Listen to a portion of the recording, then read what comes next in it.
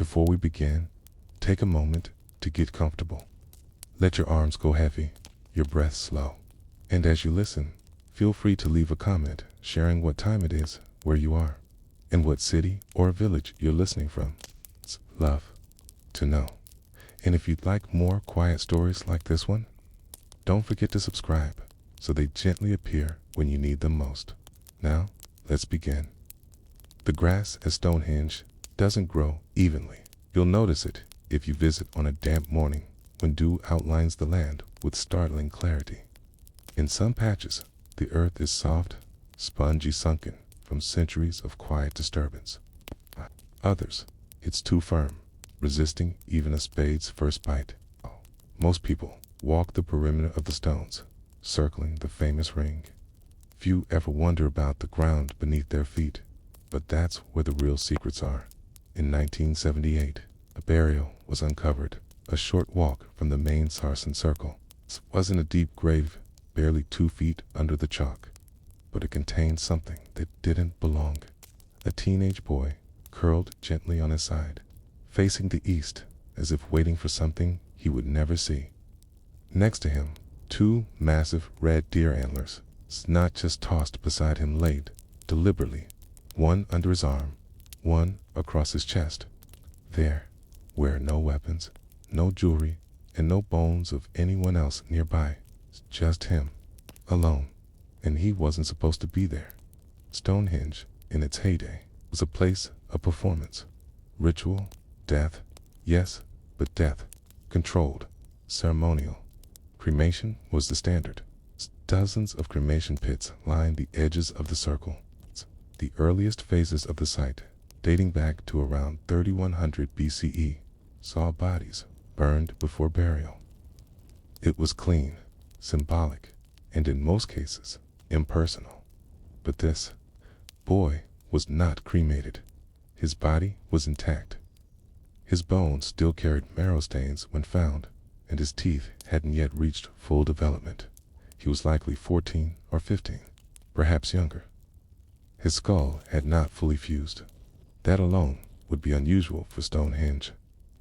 But what made the burial truly strange, what kept archaeologists awake at night, were the antlers. They were not decorative. These were functional tools, trimmed and sharpened. Red deer antlers were used to dig into chalk and soil.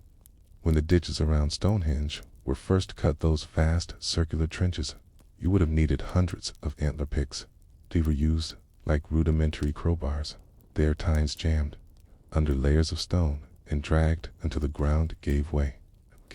It was back-breaking work. Antlers were prized, so why was this boy buried with them? Had he been a digger, a worker who helped shape the outer hinge? But why so young? And why was he buried rather than burned? Key.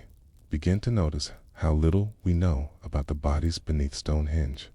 The ground surrounding the monument has revealed dozens of skeletons over the years, many cremated, some not, but only a handful are buried with items, and even fewer are buried outside the cremation pits.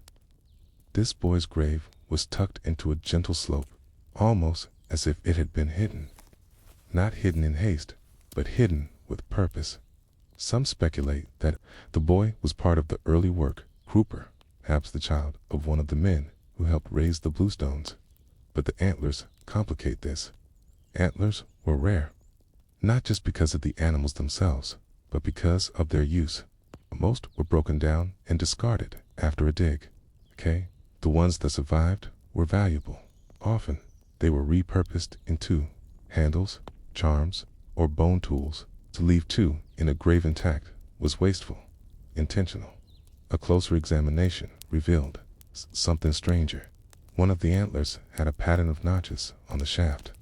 At first thought to be incidental, perhaps damage from these notches, turned out to be carved, deliberate. They followed a rhythm, not musical, but perhaps calendrical, like counting days. No other tool found at the site had this kind of marking.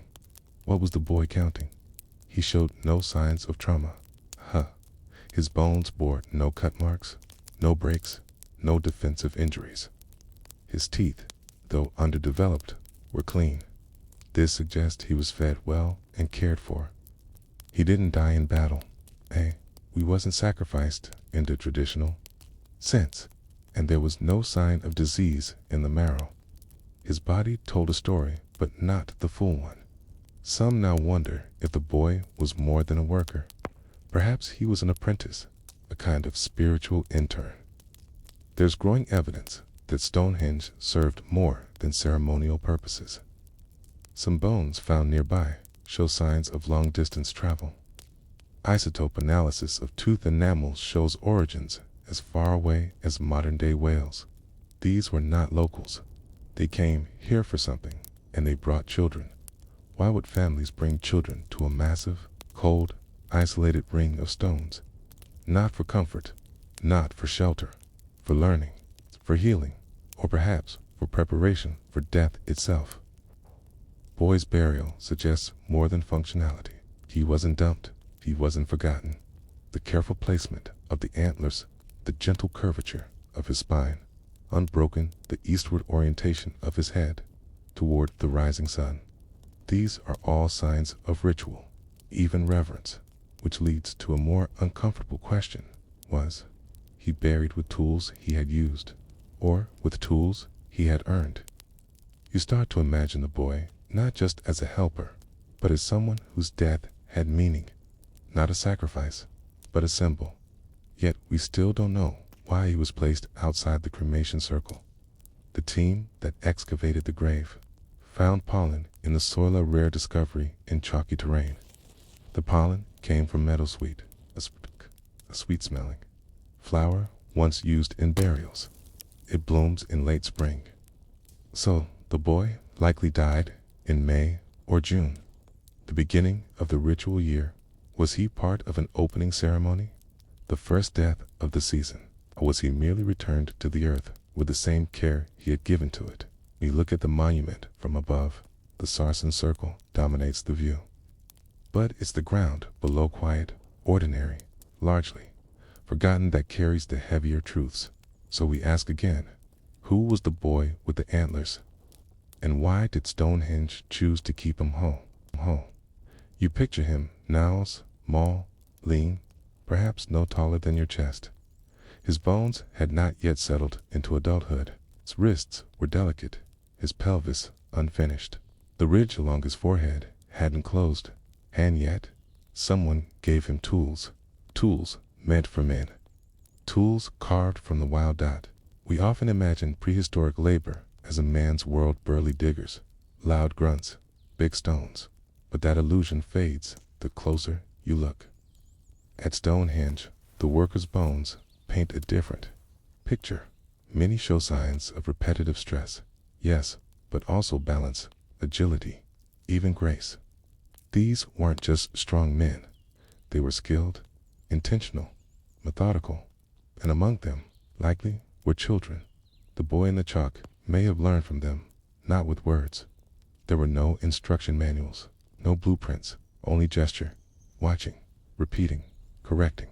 The antlers beside him may not have been symbols of status, but marks of training. Perhaps they were his only possessions. Archaeological comparisons help us imagine the life he lived. In other Neolithic dig sites, Savaberry, Durrington Walls, Windmill Hill, evidence of young apprentices turns up again and again. Footprints embedded in clay floors, smaller antler picks worn smooth, Acacian bones in cooking pits, some with teeth barely erupted. Children were not merely present at sacred sites. They were raised into them. If the boy was local, he may have come from a settlement a few miles away, Durrington Walls, perhaps, or even Amesbury. The landscape around Stonehenge wasn't barren back then. It pulsed with quiet, humble life, timber huts, fire pits, dog burials, cattle bones heaped for feasts. But something about this boy set him apart. His grave was solitary, purposeful. The red deer antlers, still the most telling part of the find, don't match others at the site. They're longer, less worn, and they were prepared with care. Their tines had been smoothed, not just sharpened, but polished. To polish an antler is not efficient, ceremonial, and there's more. Traces of ochre were found on the antlers. Bases, red pigment, faint but unmistakable. Ochre doesn't occur naturally in that part of Wiltshire. It had to be brought in from the Min Hills or even further. It's used for ritual, for burial, for paint. It's been found on cave walls, on bones, and now on the tools of a teenage boy buried in a ditch beside Stonehenge. The ochre deepens the mystery. Was this a coming Ovid's grave? A graduation into something else? Perhaps we're looking at the wrong end of his story. The chalk beneath the grave was undisturbed until the diggers came. That means his grave had never been reopened. No one added to it. No one removed from it. No marker remained. No pile of stones. It's just earth. And yet, the bones held position. No scavengers. No shifts. The soil had embraced him gently. Then came the teeth. When archaeologists examined the enamel of his molars, they uncovered a surprise. His childhood diet didn't match local patterns. Most children in Neolithic Wiltshire grew up on porridge like meal, wheat, barley, a bit of milk, maybe boiled meat on festival days. But this boy's teeth told a different tale. He had consumed higher levels of marine protein, not from fish stew, from shellfish, likely, possibly dried or smoked, which meant he had lived near the coast or had access to someone who did. Stonehenge is about 30 miles from the nearest modern coast. In Neolithic terms, that's a significant journey. Days of walking through dense woodland, across wet ground, carrying goods. This boy was either brought here or brought something with him. And yet his burial seems like a placement, not an arrival. He was not laid to rest as an outsider. He was incorporated. Some now believe he may have been what the Neolithic spiritual class considered a marked child. The idea isn't new. In many early cultures, children who showed strange gifts, quietness, strange dreams, resistance to illness, or sudden knowledge were set apart. Not always praised, it's often watched. Was this boy one of them? The antlers offer a clue. They were arranged in the next one across the torso, one just below the chin, not haphazardly, but symmetrically. Would have taken time and care. Some cultures see the X as a crossing of worlds, life and death, day and night, earth and sky, two branches meeting in silence, and the grave orientation head toward the east. It's no accident. Stonehenge itself is aligned with the solstices. The summer sun rises precisely above the heelstone, casting light directly into the center of the ring. Graves facing east are rare, but not unknown. In Christian burials, facing graves signified resurrections, the dead rising to meet the new day. But this boy predated that faith by thousands of years. So what did east mean to them? In Neolithic Britain, east wasn't just direction, it was transition. Light returning after darkness. Life after silence. The beginning of all movement. To face the east in death meant waiting for something. It's tempting to call the boy a priest, but that would impose modern vocabulary. He was likely more than a laborer, but not yet a leader. He may have stood between things, between work and wisdom, between child and man, between bone and spirit, and that in-between space may be why he was buried whole. Cremation purified, moved the identity, returned the body to the elements, but burial preserved it, kept the vessel intact. Was he meant to be remembered, or was he meant to sleep? So much of Stonehenge is built on lines in the earth, lines of sight, lines of silence. But between every line lies a pause, and this boy may be one of those pauses. Someone chose not to burn him. Someone laid tools across him in a way no other burial shows. Someone covered him with meadowsweet, a flower once used to mask the smell of death, and then someone walked away. We know what was found. We know what bones lie beneath, but we do not know what was spoken, what words were said, if any, what dreams were hoped for. And so we're left wondering, did this boy build the henge, or was the henge built for him? For him. In the quiet fields around Stonehenge, the wind doesn't howl. It murmurs. It curls low over the grasses and nudges through the gaps in the stones. You hear it best in the early morning, before the cars begin to hum on the A303, when mist clings to the earth and even the sheep seem to step more softly. It is in that silence, more than the stones, more than the bones, that you feel him. The boy buried with the antlers is no longer unique. His grave is one of many found in the area, but it is still among the most puzzling. It does not fit neatly into any category. It's not a high-status burial, not a common worker, not a sacrifice, not a warrior, but something else, something that doesn't translate easily into our modern words. Perhaps this is what the Neolithic builders meant by mystery, not absence of explanation, but the presence of too many. We've pieced together what we can: his age, his position, his tools, his pollen, his teeth, but none of it answers the larger question. Why was he kept whole in a world of ash? To approach that, you must understand how Stonehenge changed over time. It was never one thing. The earliest phase, around 3100 BCE, was just a circular ditch with simple banks, nothing like the monument we know today. The blue stones arrived later, dragged over 150 miles from Wales, set upright in circles and horseshoes. Then came the massive Sarsen stones, so large that modern cranes would struggle with them. Over 1,500 years, it evolved each generation, reshaping it, erasing parts, adding others. A living project, but not just a calendar, as some once claimed, and not merely a burial ground. It was a place where the living came to meet the dead. That's why the boy's grave matters. He was placed in a transitional zone outside the inner ring, fluid, but within the ceremonial boundary.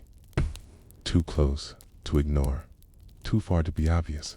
Some scholars now believe that the outer areas of Stonehenge served as a kind of liminal space, a gray zone where memory could breathe. Not for mourning, but for remembering. It's a place where the past was acknowledged, not buried. And so, perhaps, that was his role. Not to be grieved, but to remain. One archaeologist, Dr. Carol Briani, once described the burial as a punctuation mark, not a statement, not a name, just a breath. A moment of attention that someone 4,500 years ago wanted us to notice, but they left no instructions. When the boy's bones were lifted from the ground, they were placed gently in padded crates, cataloged, preserved, photographed, and then shelved for a while. No one spoke of him. Other finds took precedence. The Amesbury Archer, the Boscombe Bowman, the Durrington Walls, feasting pits, all bigger, flashier, more complete. The boy with the antlers was almost forgotten again until someone ran new isotope tests. That's when something changed. Traces of a rare mineral strontium showed up in his enamel. It didn't match the chalk plains of Wiltshire, didn't match the nearby rivers. It suggested its travel, not far, but far enough. The latest theory is that the boy came from the west, from the Severn estuary region. Maybe the Bristol Channel, somewhere with salty winds and soft cliffs, a place where red deer roamed and tide pools glimmered. He may have crossed forests, hills, or come by water, and that changed everything, because it meant he had been brought to Stonehenge, not born. They are brought, perhaps, for a reason, perhaps even for this burial. We often overlook how deeply people in the Neolithic understood death, not abstractly, not practically. They watched it in animals, in seasons, in wood, in bone. They knew what lasted and what didn't. They burned some bodies, but they buried others.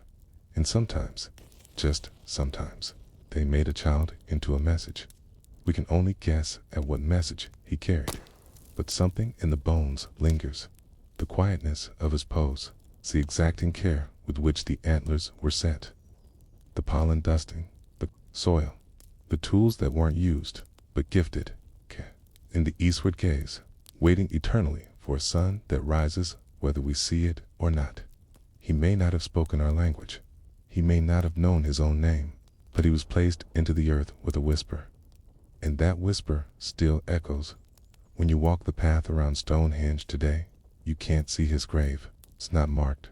There is no plaque, no cairn, no flowers. But he is still there. Not in body, his bones are now in storage, but in imprint, in soil memory, in the way the grass lies flatter in one place, the way the birds go quiet sometimes, and in the question that remains unanswered. Was the boy with the antlers a builder, student, or a key? We may never know, but his presence reminds us that history is not built only of monuments. It is shaped by absences, by strange burials, by boys who should not be there and yet are. And maybe that's what Stonehenge really is. Not a clock, it's not a temple, but a place where people once dared to make meaning from silence. They found her with her face turned toward the rising sun. Not by accident, not by nature. The position was deliberate. Her head tilted slightly upward, her spine straightened unnaturally, as though she had been arranged post-mortem to face something eternal. Just beyond where her sockets pointed, now stood the heelstone, the solitary monolith that guards the eastern perimeter of Stonehenge. When the solstice sun rises in June, it climbs perfectly above that stone, casting a golden line directly into the center of the great circle. And this woman had been placed precisely to see it. Her grave was discovered not within the stone circle, but east of it, just beyond the ditch. Not far, yet not close. Like the boy with the antlers, she had not been cremated. She had been buried, whole, undisturbed. But unlike him, she had something rare among prehistoric remains, a name of sorts. They called her the Watcher, of course. That wasn't her real name. No inscriptions, no marks. But the way she was place-gazing through time made it difficult not to assign her a role. Her bones suggested she was in her early 30s, perhaps 34, a mature woman by Neolithic standards, but not old. Her pelvis bore signs of one, maybe two childbirths. Her knees were worn in the way that suggests kneeling, not crawling, not laboring, kneeling.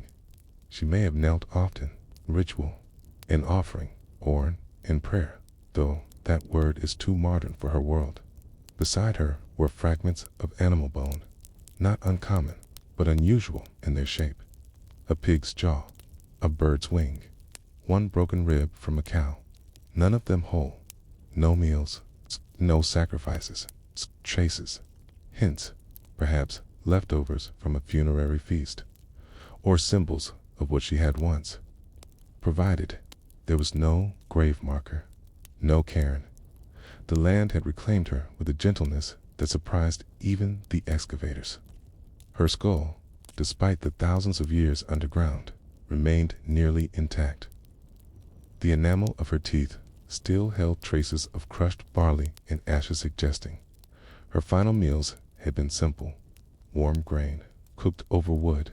She was not wealthy, and yet her position speaks of significance.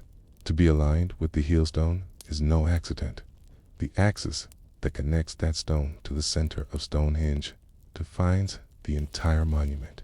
It is the sunrise line, the direction of light's return. For the builders, that mattered more than any cardinal point. The heelstone itself is rough, not carved, not polished. It leans slightly, weathered, and pitted, far less elegant than the inner sarcens. But it is older, likely the first stone placed.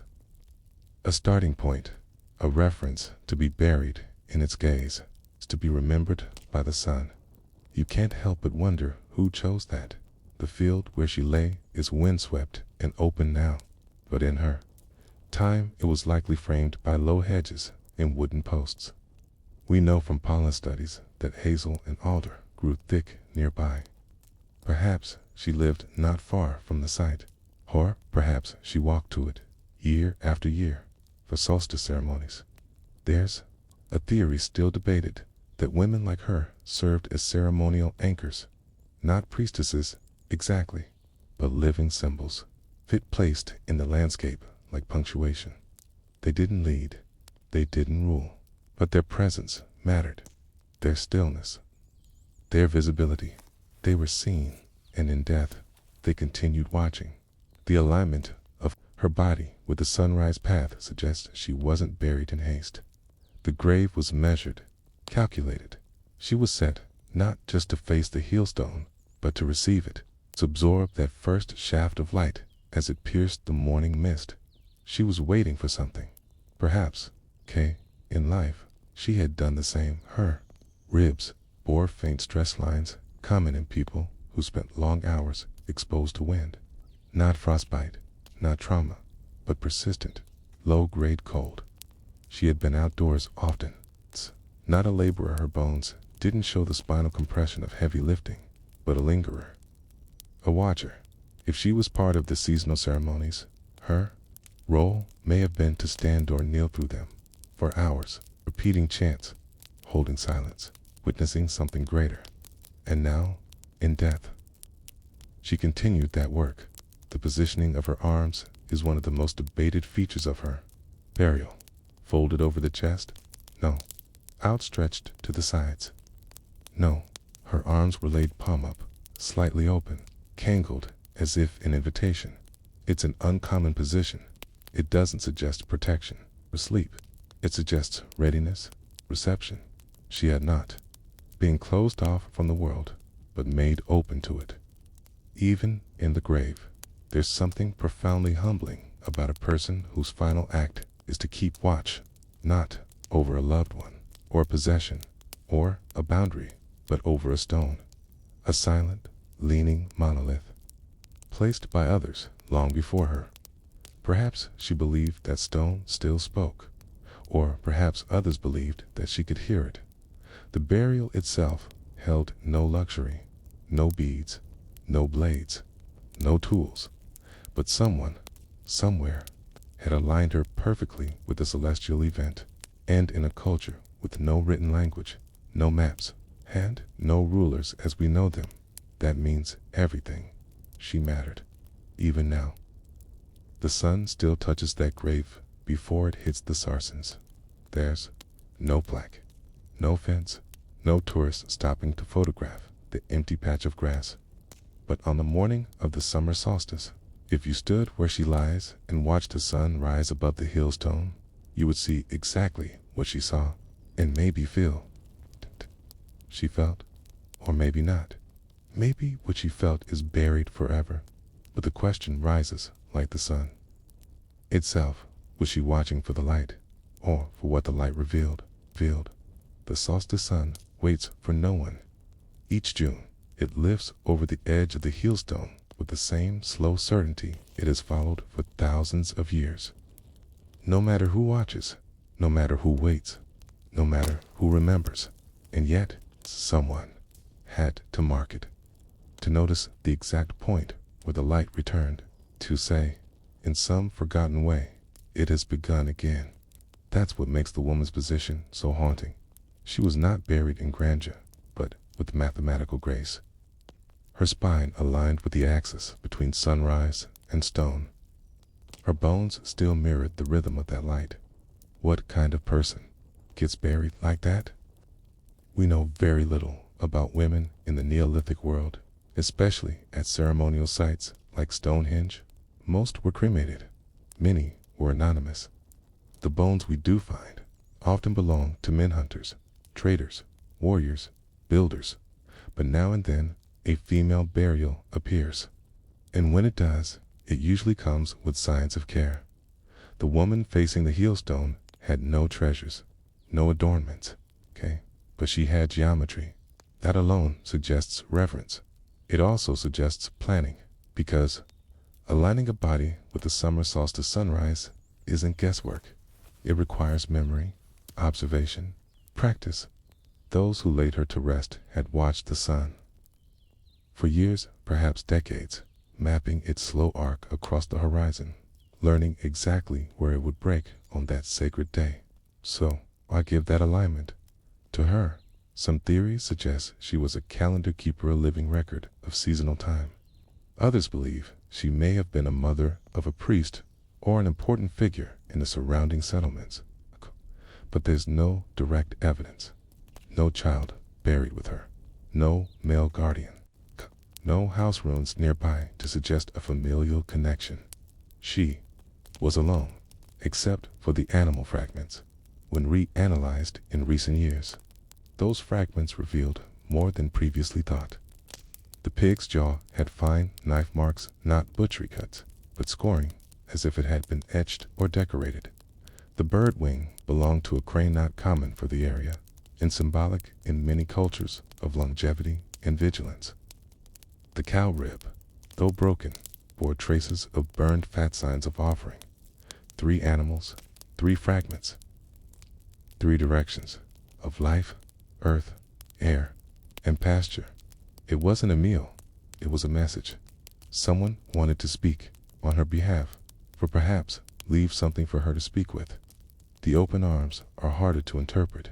In most prehistoric burials, limbs are folded, contained. The body is compacted to fit the grave space, but her arms were laid wide, symmetrical, palms up, almost as if waiting to receive something. What does that say? Perhaps she had once welcomed the sunrise in life, stood with her arms open, bare skin catching the chill before the light broke through. Or perhaps her people believed that the next world came not from below, but from above, from the light, not the dark. Was she reaching towards something, or embracing what was already here? The soil around her revealed another anomaly. No signs of enclosure. Unlike other ceremonial graves, which are often ringed by post holes or ditches, hers was simple. No structure, no fence, just open ground. Which meant, in her time, she was fully exposed to the sky. A burial meant to be seen, but only once a year when the light hit just right. It's a quiet kind of ceremony, one that requires no audience. It's just a shadow crossing a face that no longer moves. A line of gold passing over bone. That still happens now. On the solstice morning, a line of early risers gathers at Stonehenge, some in robes, some with cameras. Atia, when the sun rises, they applaud, but no one turns to the east field where the woman lies. They've forgotten she's part of the event, too. She isn't just facing the sunrise, she's part of its story. Her bones were placed with that path in mind. The solstice is no longer complete without her, even if no one remembers. Isn't that what so much of prehistory comes down to? Presence without clarity. We know she was there. We know how she was placed. We even know the foods she last ate: carbon traces of cooked barley, wild onion, maybe a touch of sheep's milk cheese. A simple meal, possibly ceremonial, but we don't know her voice. We don't know her thoughts. We don't know her name, only that someone loved her or believed in her enough to give her to the sun. There's another detail. Her feet were placed one over the other, not side by side. A subtle twist, almost graceful. Some believe this was the final act of whoever buried her, a signature gesture, like crossing a child's arms before sleep. Or perhaps it was her request. Somewhere in her final days, when the barley fields turned gold and the cranes returned to the river, she may have asked to be taken to the place where the stones whispered. Not the center, not the circle, just the edge, the line between earth and sky. We imagine religious figures of the past as robed men with staffs and chants, but perhaps the most enduring ritual was quiet. A woman, alone, watching, and then becoming the thing that was watched. Her burial remains one of the few at Stonehenge to follow that precise alignment. Others have been close. Others have faced east. but none match the geometry of her grave. It doesn't make her a priestess. It doesn't make her a goddess, but it makes her remembered. And that, in the end, may be what the stones were always for. Not to impress, not to rule, but to remind. A circle of stillness lit by the memory of those who waited for dawn. And so, we ask again, was she buried to witness the light, or to become part of it? She never moved. The sun rose over the hailstone, then fell again. She didn't move. Through storms, frost, the hooves of livestock, the grinding of distant glaciers, the hum of distant centuries. She did not move. For nearly 5,000 years, she faced east. She was not seen until 2002, when a team of researchers from the Stonehenge Riverside Project surveyed the eastern approach to the monument. They were not looking for her. They expected pottery shards, post holes, flint tools. What they found, just below the grass, was a partial skeleton. Graceful, untouched, aligned almost eerily with the solstice sunrise. They didn't know what to call her at first. Burial 851, skeleton 28. But when the first measurements were taken spine to heel stones, something changed. They started calling her the Watcher.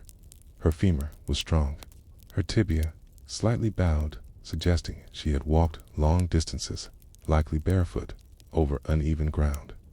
Her shoulders, though narrow, showed resilience. She had not been fragile. She had been shaped by the land. The pollen trapped in the soil around her told its own story. Hazel, alder, meadowsweet, tiny remnants of flowers that bloom in midsummer. Some likely grew wild, but others may have been laid with her, not in bouquets, but loose, scattered. A gentle gesture, rather than a formal one.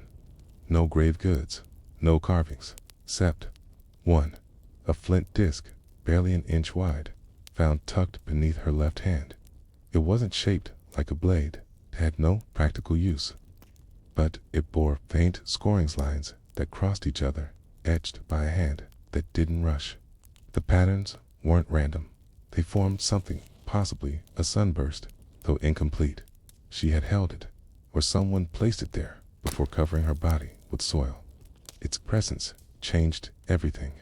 That disc may be the only Neolithic solar charm ever found near Stonehenge, if that's what it was. Some believe it's a spindle-weight. Others say it's simply a discarded tool. But its placement beneath the left hand, which faced the sunrise, makes coincidence hard to believe. She was meant to face the sun, and she was meant to hold something while doing so. Her posture suggests she died peacefully. No trauma, no signs of infection or injury. Perhaps she fell ill and knew her time had come. Perhaps she was chosen, or had long prepared for it. Perhaps her final breath came as the sun climbed the eastern sky. Or perhaps she died in winter and was buried in waiting. That idea that someone might be held back from burial until the right alignments seems chilling now. But in Neolithic ritual culture, timing mattered more than comfort. Burials was sometimes delayed. Bodies kept, watched over, even moved until the stars or sun were right. Is that what happened to her? Was her death one day tanned, her burial another? We may never know, but what lingers isn't just the details, it's the stillness. Even now, when visitors pass through the path east of Stonehenge, they walk just meters from where she lay. A sign. No fence, just grass. Grass and light. There's a new theory among researchers, not widely accepted, but quietly growing. It suggests that individuals like her weren't just buried to mark time, but to anchor it. That Stonehenge wasn't just aligned to the sun, it was aligned to people. That some bodies were positioned to serve as spiritual mirrors, reflecting the movements of the sky, grounding them in human form. The Watcher may have been one of those, a human gnomon, a living sundial, or simply a witness. She could not write, could not speak to us, but she remains more clearly than any inscription. Her bones are a sentence, Her grave, a quiet punctuation in what she saw each midsummer morning, was the world beginning again. It's strange how long the light touches a place when no one looks. Even now, the heelstone casts its narrow shadow precisely along the line of her body, just after sunrise, for only a few minutes. Then it slides away. But in that moment, something connects. You feel it when you stand in the grass. No plaque, no stones, just a sense that the air knows something you do not. Perhaps that's what the Neolithic world left behind. Monuments, but alignments. Paths through time that only the bones remember. The watcher won't rise. Her eyes are dust. Her mouth has no breath, but the place remembers her gaze. And the sun remembers where to land, which leaves us only to ask, was she meant to see the beginning of the day? Or were we meant to remember hers? They didn't leave behind stories. They didn't carve names into wood. They didn't build pyramids or write laws or pass down great myths. But without them, Stonehenge would be just an idea. A circle never raised. Monument never made. They were the villagers, not kings, not priests, just people, flesh and bone and silence. They hauled meat. They dug chalk. They brought their children, their dogs, their bones, their fires. And in the freezing dark of the Neolithic winter, they fed the stones. Before there was Stonehenge, there was Durrington Walls, 1.5 miles to the northeast close, but not quite touching the stone circle is a vast hollow that once held the largest Neolithic settlement ever found in Britain. Today, it's barely visible. It's just a dip in the landscape, fringed by trees and fences. But 4,500 years ago, it pulsed with life, tents and huts, fires and feasts, pottery and bone, pathways lined with timber posts, dog prints in the mud, children's teeth lost in the floor. They called it a village. But it was more like a machined organic engine built to serve something sacred. Stonehenge didn't build itself, and Durrington Walls is where its builders lived, ate, and died. The first traces were found by accident. A ditch, a sherd of grooved or pottery, then a hearth, then a circle of post holes, perfectly spaced, then more scores of them, enough to hold hundreds of dwellings, enough to shelter over 1,000 people, not permanently, not year-round, but seasonally, for gatherings, for ceremonies, for work. The winters were the busiest. That's when the pigs were slaughtered. Bone piles tell the story clearly. Most of the animals eaten at Durrington Walls died in midwinter. Their teeth showed a rapid growth of spring birth in their bones, the fattening of autumn feed. They were killed just after the solstice, when the days were shortest, when the sun seemed most likely never to return. And in those weeks, the feasting began. Bones of cattle and pigs, split from marrow, roasted on fires, gnawed, clean-filled the village refuse. Some were tossed aside carelessly, others arranged in patterns, lines, possibly ritual displays. The people who lived there didn't just eat. They honored, and they didn't live alone. Strontium isotope analysis of human teeth left in the soil, abandoned with meals, shows that many came from far away. Wales, Cornwall, even the Scottish Highlands. Some walked over 300 miles just to be part of this. Why? Not for shelter. The huts were crude, wattle and daub, packed with straw, cold, damp. They weren't built to last, not for security. The walls were low, the entrance open. There was no defense. They came for something else, perhaps for belonging. There are no elite graves at Durrington Walls, no tombs, no hierarchies carved into stone. Everyone lived the same way, ate the same meat, slept in the same tight spaces. The only real distinction was what they carried and where. They went because from Dorrington. There was a road, a straight line, chalk-packed, worn into the ground by thousands of feet. It led directly from the village to the River Avon, and from there by a boat or by ritual procession it carried the people to Stonehenge. Some believe that path marked a spiritual journey from life in the village to death at the stone circle. Dorrington Walls, with its warm fires and thick meals, is the land of the living. Stonehenge, silent and cold, is the domain of the dead. The path between them was not just physical, it was philosophical. It reminded people that time moved in lines, that flesh became bone, that fire became ashdot, and so every winter they came. They brought pigs, cattle, grain, and firewood. They brought beads and pottery. They brought their sick and elderly. They brought children, some to see, some to serve, some to be buried. Few human bones found at Dorrington suggest that not all left the village.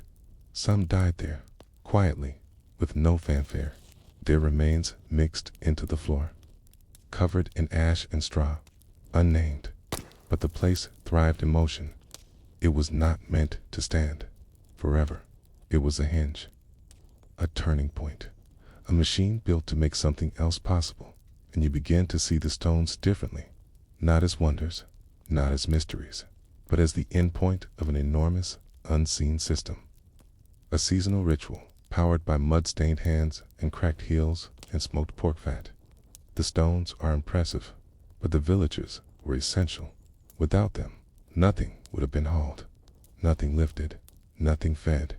They boiled water, tended children, mended baskets, hauled timber, shared warmth, and then they vanished. Dorrington Walls was used intensely for perhaps 50 years, maybe a century. Then it was abandoned. Quietly, the huts fell, the posts rotted, the fields returned to silence. No one wrote why. There was no final feast, no burial of tools, just a thinning, a fading, and then grass. Perhaps that was always the plan. A place that was only meant to exist for a moment to serve a purpose, then dissolve, like a breath held during winter, released when spring returned. And yet, something of them remains. The bones, prints, the potsherds, the burnt pig teeth, and the question that always rises when you walk those fields: were they feeding the stones, or something even older? The ground beneath the Dorrington Walls was hard in winter. The chalk resisted shovels. The wind came in low and bitter from the river. Still they came. They came to eat, and they came to build. It's easy to forget that Stonehenge didn't rise all at once. It was not a singular event. It was a rhythm, cycle, a pattern of gatherings. And at the center of that rhythm, like the beating of a great, slow drum, is the winter solstice feast. That's when the villagers returned. They brought their pigs, short-snouted, thick-bodied, bred for fat. Some came alive, squealing in slings. Others came already dead, preserved in salt or frozen by the wind. They were roasted whole, cracked apart, and devoured. Not just for sustenance, for ritual, for renewal in the packed dirt floors of the huts. Archaeologists have found countless pig bones, scattered and scorched. But not just any pig bones. Almost all came from young animals 8 to 9 months old. That means they were born in the spring, raised with care, and slaughtered precisely for the feast. This was not accidental. It was a calendar of blood. But it wasn't just food. The feasts were layered. Beneath the grease and laughter and smoke lay something deeper, social. Glue, a reaffirming of roles, a stitching together of kin groups. Some came from far away, others from nearby valleys, but all gathered and shared F-I-R-E-L-I-G-H-T. And from that firelight, story emerges. It begins not with kings or monuments, but with hands. Hands that butchered, hands that stirred, hands that passed cups of hot grain, hands that in the cold of the night, reached out toward each other for warmth. These were not spectators. They were participants. Everyone had a role. Some chopped meat, some carried water, some danced, some sat silently, watching flames crack and fall, and some, perhaps, the elders, told stories, not written ones, stories shaped by breath, repeated across years, thick with smoke and memory. What were those stories? We can't know. The objects left behind hint at something communal, even theatrical. A broken drum, a polished stone, a carved wooden post, now long vanished, its imprint still in the soil. Music may have played, the quaint rhythm mattered. The post holes surrounding the huts suggest a kind of performance space open, deliberate, arranged. This wasn't survival. This was ceremony, and the food was more than food. In one midden heap, refuse pile near the outer ditch, archaeologists found a pig skull split neatly down the center, not butchered, not discarded, placed, cradled in a bed of ash. Nearby were bones of young cattle, similarly arranged, and a single human phalange, the tip of a finger. Not violence, not mass, death, just placement. As if the bones themselves had meaning. This kind of ritual discard is rare. It implies belief, intention. The feast was not just the eating, it was what happened after. What bones were kept, what was buried, what was burned. Some bones were taken away perhaps to Stonehenge to be offered or remembered.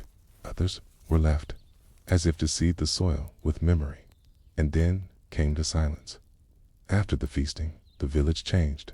The fires died down. The huts cooled.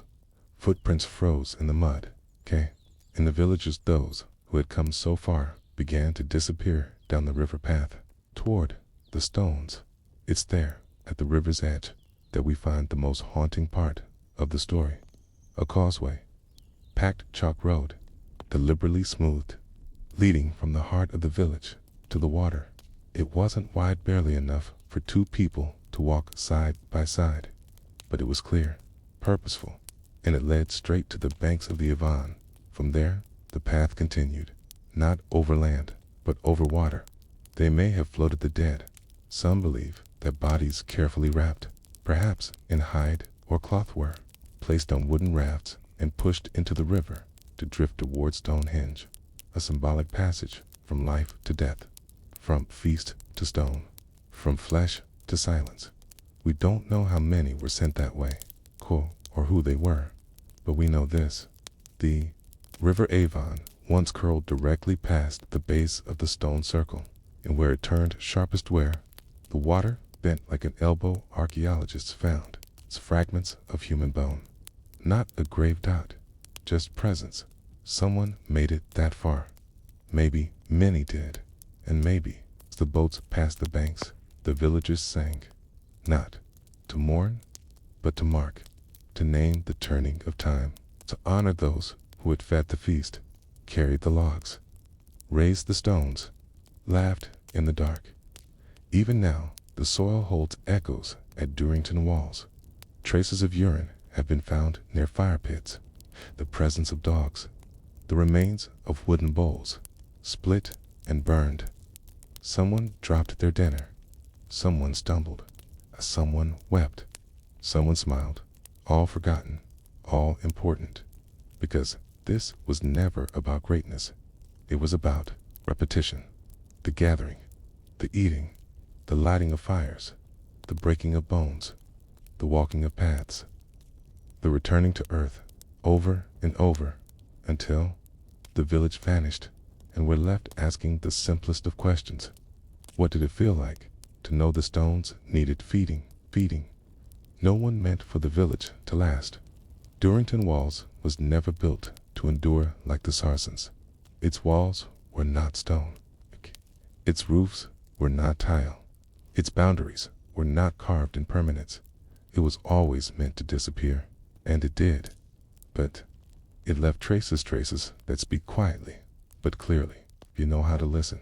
and the final layers of soil above the old huts.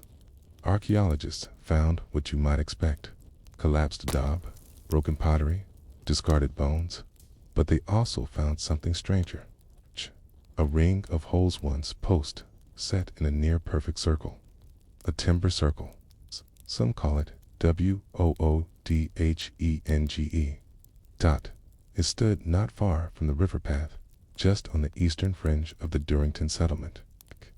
And like Stonehenge, it was built with an eye for alignment. The timbers were placed to frame the rising midsummer sun. It was not a monument to stone, but to time. Unlike its cousin of rock, it decayed. The posts rotted, fell, vanished. Only their shadows in the ground remained. But their meaning lingered. Some believe Woodhenge was the mirror to Stonehenge, where one marked the realm of the dead, the other marked the place of the living. Soft wood, cracking fire, laughter, meat, mud, and then nothing, because soon after its construction, the village was abandoned, not destroyed, not burned, just left. Why? Some theories suggest climate change, subtle shifts in rainfall or soil quality. Others point to social change, new ideas, new gods, new routes of pilgrimage. Or perhaps the people simply finished what they came to do. They had fed the stones, and they were done. No signs of struggle, no defensive walls breached, no massacre, slow forgetting. The huts were left to collapse. The pigs were no longer penned. The hearts grew cold. The chalk roads cracked. The footsteps faded. What remained were bones, so many bones, some packed into rubbish pits, others scattered across thresholds, still others buried beneath hut floors. Not human, but washed over, all the same. And among those bones, something small, a child's tooth. It had fallen out naturally, loose with age, not disease. Found near a hearth, blackened with ash. Perhaps it was held in a pouch, or wrapped in string, or left beneath a sleeping mat, to be found later. We'll never know whose it was, but it speaks to the quiet lives lived beneath the towering purpose of Stonehenge, the small hands that stirred porridge, that poked sticks into fire, that giggled or cried or wandered too far before being pulled back by a parent. It speaks to the everyday, and the everyday here is what mattered most, because without the boiling of water, the turning of spit, the grinding of barley, the drying of hides, there could be no grand ritual, no lifted stones, no ceremonies under the solstice sun. Stonehenge stands, but it is Durrington that fed it. And there's one last piece. In 2017, beneath the settlement's edge, a pit was excavated. Not a grave, not a ditch, but deep, purposeful at its bottom. A layer of flint tools, broken neatly, a smashed pot, the bone of a dog, and one human tooth, as if someone, maybe the last two leave, had gathered the remnants of life and buried them like an offering, not to the gods, but to memory. The dog may have been a companion. The tools, once used to cut and scrape and build, now useless. The pot perhaps once filled with broth or beer, now dry. And the tooth, anonymous, but all arranged with care. Not ritual as we imagine it. No altars, no incense, just the care of letting things go. And you begin to understand, this wasn't a forgotten village. It was a village that chose to be forgotten. It left no writing, no names, but it left meaning in the way the bones lay, in the way the posts stood, in the way the path reached the river and waited. Even now, as the sun rises over the frostbitten fields, you can walk their roads. You can feel the hum of life that once was. Not loud, not grand, just enough. And if you stand still long enough, you might hear the question they left behind. When the stones were fed, what did they give back? They almost missed him, The remains were ordinary at first glance, just another male skeleton found near the outer ring of Stonehenge, a scattering of bones, partial at best. No grave goods, no markers, buried in a shallow depression, as if laid down without ceremony. And yet, something felt off the spine. It curved in a way that didn't match the others. Not a deformity, a pattern. The vertebrae were shaped subtly differently, longer, more slender, with a twist in the lower back that didn't align with the average Neolithic frame in Britain. His teeth, too, were strange. Not malformed, just unfamiliar. Tests were ordered. Isotope analysis, the kind that looks deep into the chemical structure of bones and teeth, revealed the truth. He wasn't local, not even close. This man had grown up near the Mediterranean. His diet, rich in olives and marine proteins, didn't match the landlocked, grain-heavy lifestyle of southern Britain. The strontium levels in his enamel pointed to the coasts of southern Europe, perhaps Italy, perhaps Iberia. He had walked or sailed thousands of miles to be here, but here he was, in the shadow of Stonehenge, dead, alone, and no one knew why. He was not the only non-Briton found near the site. Other skeletons, too, have shown signs of distant origin: Wales, the Alps, even the Pyrenees. But this man was different. He wasn't brought in pieces.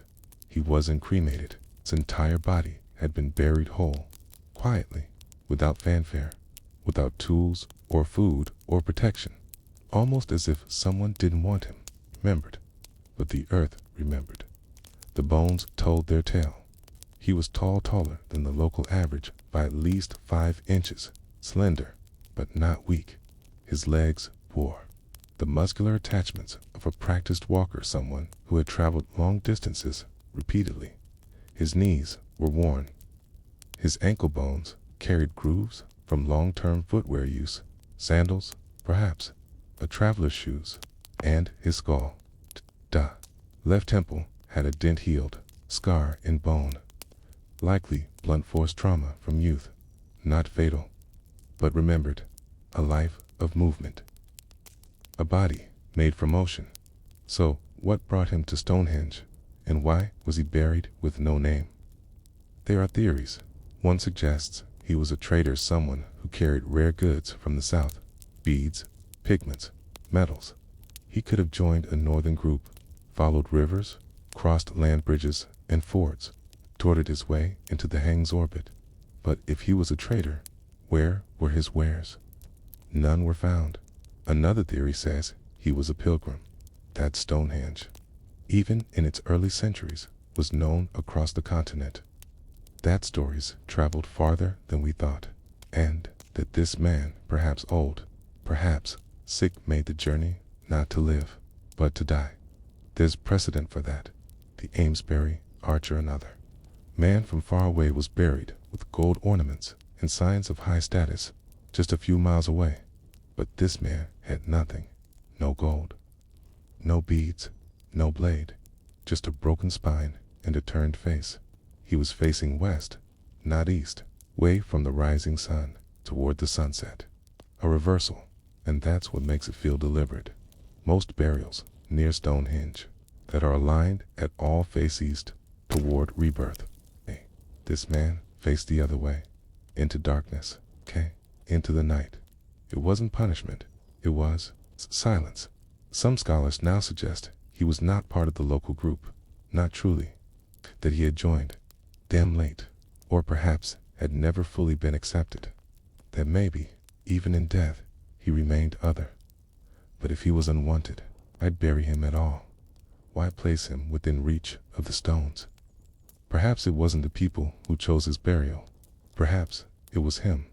Some cultures allow for self-burial zones, where the dying go to lie down, unassisted, to let the land decide what remains. We don't know if such traditions existed here, but the idea lingers. A man from the sea, walking for weeks, perhaps months, up rivers, through cold hills, carrying nothing and choosing to die beside the stones. There's another idea, that he was a seer, not in the magical sense, but a kind of sacred visitor. Someone who saw something others could not. Stranger, given space, if not friendship. A man who stood quietly at the edge of firelight, watching, and when he was gone, they did not burn him. They did not mark him, but they buried him whole. That choice matters. In Neolithic Britain, whole body burial was rare, reserved often for the unusual, not the elite, not the ordinary, but the in-between. And so he remained spine twisted, feet turned, face west, not a message, not a mystery, just a presence. You could almost imagine his last days, sleeping beside cold fires. Fingers on rough stone, eyes tracing the sunrise line without understanding the words it once spoke, wondering what the stones meant, and knowing he'd never learn. Which leaves us with the question. He may have carried all the way from the sea. Was he seeking something at Stonehenge, or fleeing something from home? There were no roads in the Neolithic world, no signposts, no mile markers, no maps, just rivers, stars, the sun. In memory, to cross a continent, a man like him would have had to rely on his feet and his instincts, and perhaps, now and then, on the kindness of strangers who saw something in him worth feeding. We call him the man with the foreign spine, but of course, that's not what he called himself. He had a name once, spoken aloud, whispered at birth, shouted across a field, maybe sung softly as he left home. But names die faster than bones. What lived longer was the path. From southern Europe, he may have followed the rain north, then the Seine, across forests, marshes, chalk hills. He would have passed into a land where language shifted, where skies turned gray, where cold crept in earlier each season. And still, he walked somewhere along the way. He began to follow rivers that bent not toward warmth, but toward the Henge. Why, we don't know. But we know he was not the only one. At least a dozen other individuals buried. Then 5 miles of Stonehenge show signs of having come from far away. Some from Wales, some from the Alps, others from distant islands. What linked them wasn't ancestry but arrival. They came with nothing, or very little. They came with bodies shaped by long motion, knees stiffened by mountain paths, teeth worn by foreign grains.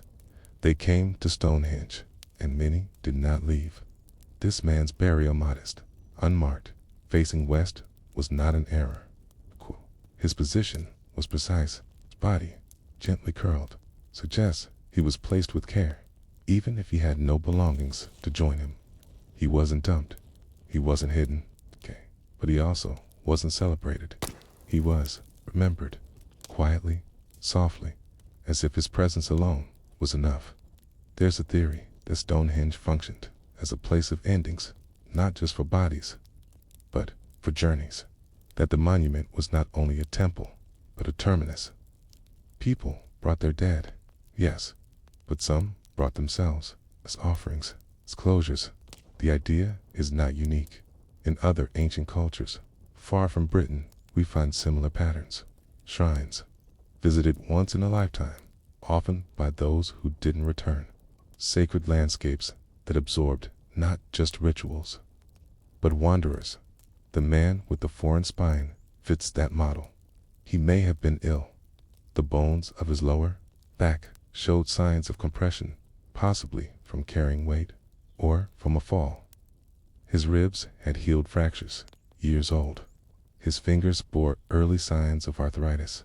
His body was tired, but it wasn't failing. He didn't die from disease. He didn't starve. His bones show no malnutrition.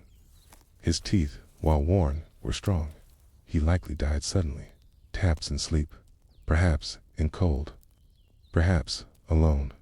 But the fact that he was buried at all, that someone found him, moved him, placed him, means he was seen, and not just seen, acknowledged. He had no kin, as far as we know, no shared ancestry with the locals, no burial within the ceremonial cremation pits, no offerings, just a grave. And yet, was enough, because in Neolithic Britain, to be buried whole was a choice. The living made it, and they made it for him. Why? Perhaps he had spoken something to them, word in a foreign tongue that echoed with enough sadness or enough hope that they saw him as sacred. Perhaps he had helped with something a stone lifted, a fire tended, a child carried across a stream. Or perhaps it simply seen the miles in his eyes, the long journey etched in the way he moved, the way he looked at the sky, as if it belonged to him and him alone. Some say he was a messenger, not in the sense of letters, but of presence, a traveler who carried stories not to tell them, but to become one, a walking message, sent, received, laid down in this way. His westward burial becomes clearer. In many ancient belief systems, the West symbolized the end, the land of the setting sun, the edge of life. For Egyptians, it was the realm of the dead, Kor, Celts, the distant isles of the beyond. Perhaps he knew this. Perhaps they did. 2. By turning his face to the west, they were honoring the direction from which he came, or the place he would now go. The burial pit held one more clue. A fragment of quartz, small, uncut. Just a pebble, really, But quartz doesn't occur naturally in that exact area. Someone placed it with him, maybe in his hand, maybe beneath his back. Quartz, in some cultures, was believed to carry light. Frozen moonlight, the ghost of the sun, a guide for dark journeys. Was it placed to light his path, or to honor the one he had walked? No one can say, but the choice mattered, because amid thousands of bones scattered across the chalk downs, his is one of only a few to bear the marks of deep travel and deep acceptance. He arrived from a world unknown. He was buried by hands, not his own, and the earth folded over him gently, which leaves us wondering, what did they see in his silence that made them lay him down like one of their own? In the end, his grave spoke louder than his voice. No inscription marked the soil. No standing stone pointed the way, but his spine was just so, angled with the tilt of long journeys and quiet burdened dells, more than any monument. He was not supposed to be there, not by blood, not by birth, but he came, and he stayed. His presence at Stonehenge rewrites the quiet assumptions we make about ancient places, that they belonged only to those who built them, that outsiders were not welcome, that borders were ancient. But this man had no border. His body was foreign. His spine didn't match the locals. His chemical markers told of sunlit coastlines, not windswept chalk. He carried with him the echo of another world, of olives and salt and long stretches of stone along the southern sea. And still, someone folded his limbs, dug the earth, placed a quartz pebble beside him. It wasn't nothing. It was care. It's the only thing we can be sure of now, is that someone, perhaps a stranger, cared enough to stop what they were doing and mark his passing, to give a man with no name a direction to face, a quiet place to stay. But what did he give them? Why did he matter? We might never know. But the quartz fragment remains. That small sliver of light locked in stone. Not jewelry, not treasure, presence. It was found tucked against the base of his skull. If it had fallen there by accident, it would have been scattered by the years, displaced by roots or worms. But it stayed. Someone put it there in later Druidic lore. Long after Stonehenge had fallen silent, quartz was said to be a keeper of the moon's memory. In other traditions, it was used to mark pathways glinting under starlight to help travelers find their way. Had he kept one all along, or did they give it to him?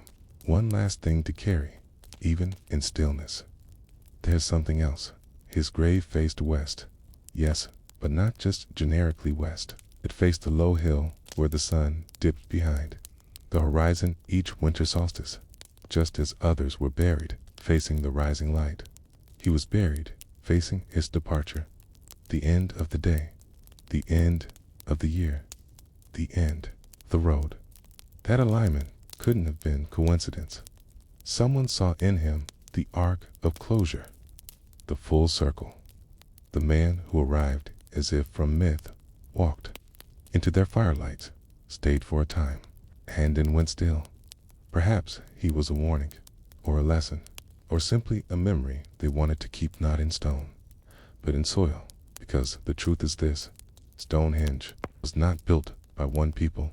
It was touched by many, and among them were wanderers, wayfarers, visitors, men like him, not lost, not native, but chosen to lie down where the stones could still whisper through the ground, to face the dying sun and not look away, to remind us that the dead aren't always ours. Sometimes they arrive with their own silence. Sometimes they carry something no one else can. And sometimes the only way to honor that is to bury them gently and never speak their name again. So we ask, at the edge of the field, where the grass grows just slightly thinner, where the wind brushes a little cooler, what story did he bring, that had to be left untold? It was barely the size of a basket, a shallow pit, tucked just a foot below the surface, lined not with stone or timber, but with silence. The body inside was impossibly small, a newborn, no older than a few weeks, curled like a comma, its fragile ribs, a soft skull, limbs not yet hardened into permanence, and beside it, tucked neatly under one tiny arm, the lower jaw of a pig. It wasn't a mistake. It hadn't fallen in by chance. It was placed deliberately, carefully, even tenderly. A curve of pink-white bone, smooth with time, still holding a few blunt milk teeth, its jaw open slightly, as if frozen mid-chew. A child and a pig's jaw. That's all there was. No beads, no blanket, no ochre, no tools. It's just those two pieces of the world, soft and hard, human and animal, lying together in the cold chalk just beyond the shadow of Stonehenge. We don't know the baby's name. We don't know if it was born at Durrington walls or brought from far away. We don't know if his mother held it for long. We don't even know if it was wanted, but someone laid it in the ground. Someone chose the pig's jaw. Someone covered it with earth. Someone walked away. And for almost 5,000 years, the baby slept. No tomb, no cairn, just a dip in the landscape, flattened over centuries by wind, frost, and hooves. When the burial was finally discovered in the early 2000s, it shocked the excavators, not because of what was found, but because of where it was outside the ceremonial perimeter, outside the cremation circle, outside the settlement alone, like it had been buried quietly, maybe even secretly. Why? In Neolithic Britain, infant burials are rare, but they're not unheard of. Some are found beneath house floors, wrapped in cloth, placed with shells or beads. Others are found near hearths, as if the warmth of fire still mattered even in death. But this one was different. It had no protection, no cover, no ritual space, and the pig's jaw made no sense, or made too much sense, because pigs at Durrington walls were not just food. They were feasted upon, raised with intention, slaughtered at precise moments, especially around the winter solstice. Their bones, fat, and skin were central to the largest communal gatherings in prehistoric Britain. The pig was celebration. The pig was cycle. To place a pig's jaw with a child's body meant something. But what? Some believe it was a substitute, that the child had died too young to be given a full burial rite, and so the pig, so sacred, so central, was offered in its place. Not a sacrifice, a companion. Others think it was the opposite, that the pig's jaw marked shame, that this was a child, born wrong too soon, too small, or in the wrong season, that the pig's jaw, placed bare and unclean, was meant to ward off spirits or label the grave. But the placement was too gentle. The bones had not been tossed. They had been aligned. The baby's face turned toward the east, like others in the circle, the jaw placed under the arm, not over the head or at the feet. It was an offering, an act of care. And still, it was quiet. The grave's location off to the side, just away from the settlements, suggests this was not a community event. No evidence of fire, no refuse, no nearby graves, just a child and a pig. Perhaps it was night. Perhaps the mother carried the body herself, wrapped in nothing but cloth and breath. Perhaps she dug with her hands. The chalk is soft near the surface. A shallow pit, a small bundle, a gesture of goodbye too raw for words, and the jaw. Maybe it was the last thing cooked before the child died. A final meal, half finished. A bone left on the ground, lifted gently and carried in mourning. Or maybe it was placed by someone else, a father, a midwife, a sibling who didn't understand why the crying stopped. Grief leaves strange patterns in the earth, and here, in this tiny cradle of chalk and bone, the pattern lingers, not in grandeur, but in questions, because the burial sits in a place no map expected, at the edge of the feasting grounds, close enough to hear music, far enough not to be noticed. And it forces us to ask, what did death mean for the smallest among them? Stonehenge and Durrington walls were built for cycles, sunlight, seasons, fertility, decay. But what happens when a life ends before it begins? Was this child part of the cycle, or an interruption? The pig's jaw hints at inclusion, but the isolation hints at silence, and in between, a mystery. Because even now, long after the bones have been lifted and measured, long after the grave has been catalogued and filled in, we still return to that image, a baby and a pig's jaw, nestled together, waiting. There are no lullabies in the archaeological record, no tears preserved in soil, no mother's breath captured in ash, but the absence says enough. This was a death that didn't want to be witnessed. The baby's burial was not part of the main ceremonial landscape. Teed wasn't near the solstice fires or inside a hut at Durrington. It wasn't even where the cattle bones were scattered or the feasting songs carried across the field. It was off to the edge, a quiet place, a forgotten slope, and maybe that's exactly where it was supposed to be, because Neolithic grief didn't always leave monuments. Sometimes it left only careful placement. This burial has haunted archaeologists, not because of what's missing, but because of what was so gently done. A tiny grave, just deep enough. A baby, no older than a month. Bones so soft, some had already begun to melt into the soil. And that single, odd accompaniment, the jaw of a piglet, laid beneath the infant's arm. It wasn't butchered, it wasn't cooked. It was clean to clean, which suggests it had been kept washed, perhaps preserved, maybe even placed at the deathbed before burial. Not food, not refuse. A symbol, the questions multiply. Who placed it, and why a pig's jaw? Pigs at Durrington were deeply tied to community. They were shared. They were slaughtered in winter, especially around the solstice. And their bones were found everywhere. Hearths, pits, post holes, ceremonial paths. They were currency and celebration and connection. But this pig was different. The jaw had not been gnawed.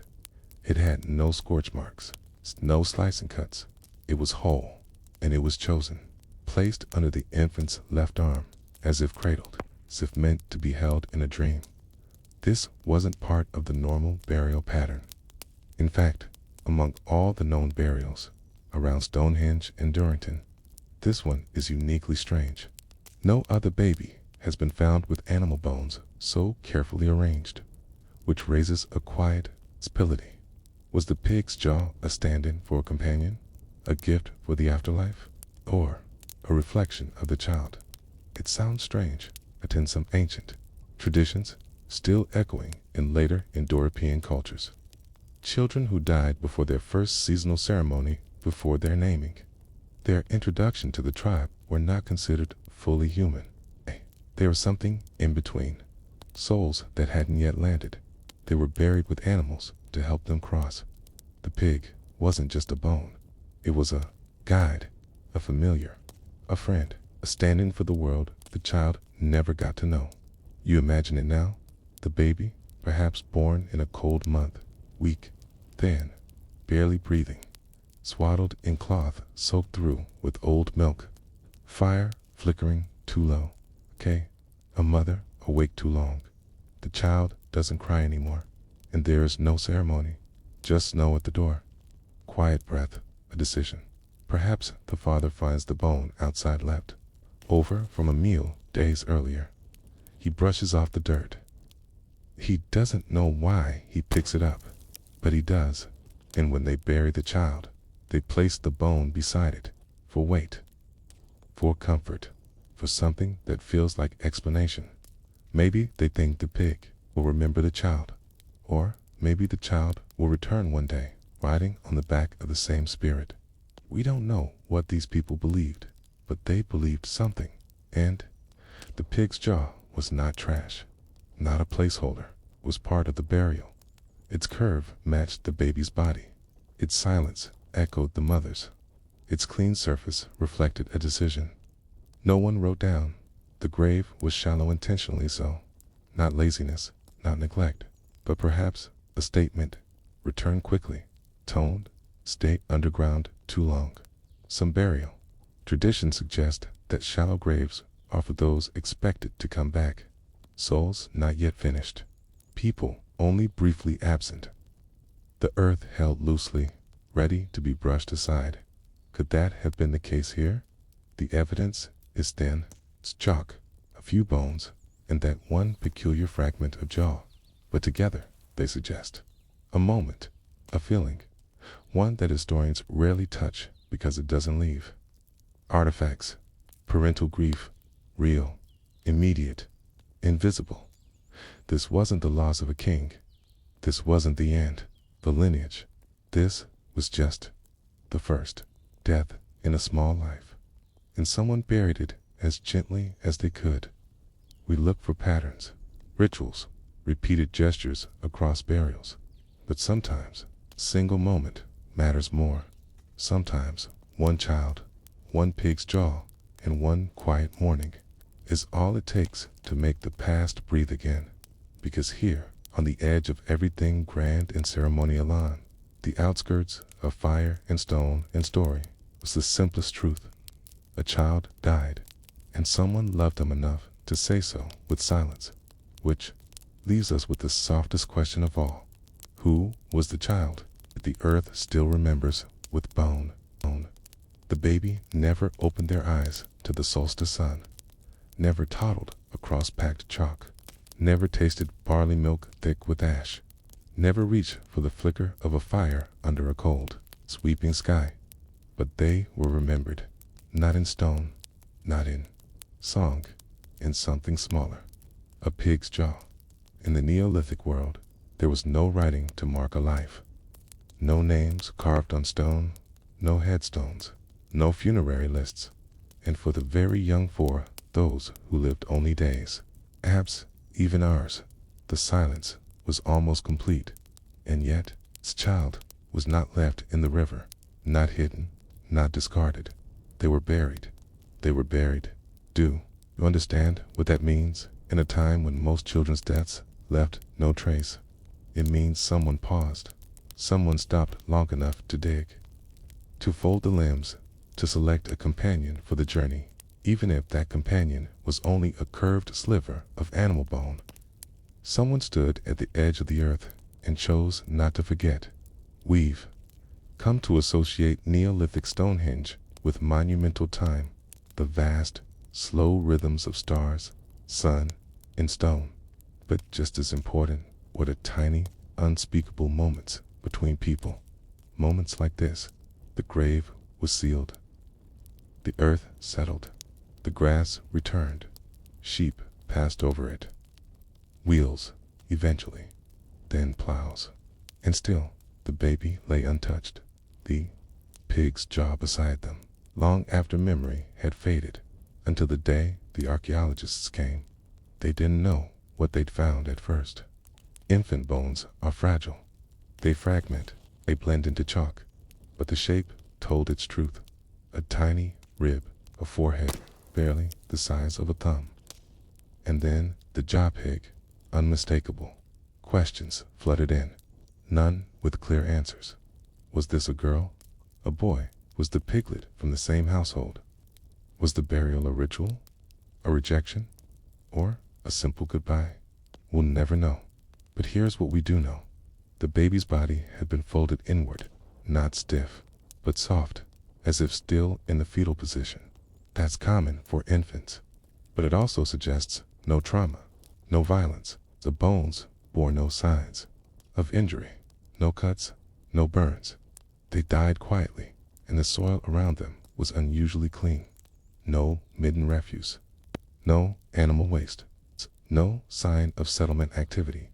Whoever buried the child had chosen a fresh piece of earth, as if to say, this place belongs to them now. Stonehenge, just over the hill, rose in massive circles of bluestone in sarsen. People came from hundreds of miles to marvel, to grieve, to mark the heavens. But not far away, a single grave small enough to fit inside a basket tells a different story. A story not about the sun, but about shadows, about the spaces in between, about how we carry the smallest of lives in the heaviest of ways.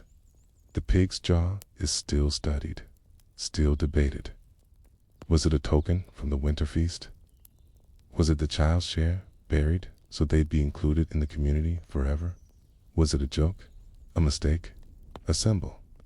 None of those answers satisfy, because what lingers is not theory, but tenderness. The tenderness of someone placing that bone just so, tucking it in, set for sleep. The tenderness of a burial that didn't need to happen, but did, because someone, in that moment, decided this child would not be forgotten, that even if they had not lived long enough to earn a place in the great circles, they would still lie beneath the same sky. And that sky, somehow, remembers. The grave was not deep, and yet it held everything. A life, a death, a gesture of care, a question. Who were they? Why were they buried there? Why the pig? The past gives us pieces, never the whole, but even in fragments, even in silence, we hear it clearly. This was a person. This was a story. This mattered.